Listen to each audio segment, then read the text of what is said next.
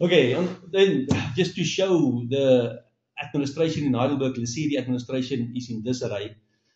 After the frustration we had at the station, I decided, listen, but the city administration is a law unto themselves.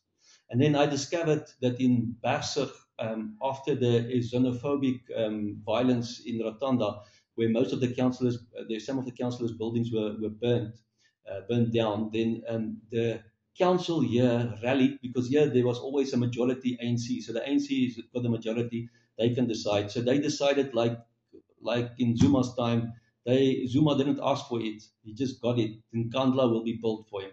And then they said, listen, with our mayor, Lerato Maloka, that has been appointed, she must have a proper house. And then they allocated municipal property in two municipal properties in Bergsig at Madalifi Street, on the corner of Madalifi and Astor Street. And then they said that they will build her an Nkandla house there, not really in Nkandla, but because we're on the route to N3, KwaZulu Natal. And then I decided, listen, but we must go into politics now. So, like the PA said, Abahambe, you must footsack if you don't do things right. And then we thought, okay, let's go in to see what they've done. And if you go into Bergsig, you'll see on that property they then built a huge house as well as another house.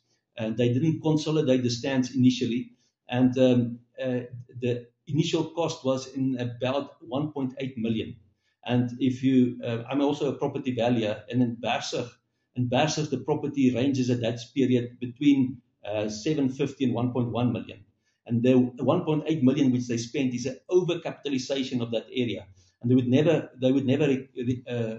get their money back. And then Lerato, the darling of the city, was then given a higher post of Sedibeng Mayor. So she went to Sedibeng, and nobody wanted this improvements. So these improvements lay derelict, and then they discovered that the builder that was built apparently wasn't NHBRC qualified, and lots of stories. Even if you go there now, you will see there's no wall, and most of the windows are already stolen. It's vandalized, but it's 1.8 million. It was sold then to try to recover the cost, and on the auction, the highest price they got was from Mr. Howell, who then offered 850,000.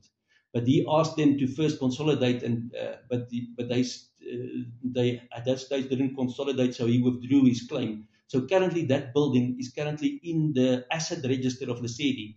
And guess what? The new municipal valuer have valued that property, the two vacant stands with all these improvements, for 350,000 each. So 700, so 350, 700,000. You're looking at 700,000 value of those two properties with improved value that is just standing there, and there's no security, nothing, an open on the open field, and that is like our Nkandla. There's, of course, to her benefit, there's no brand pool, there's no swimming pool.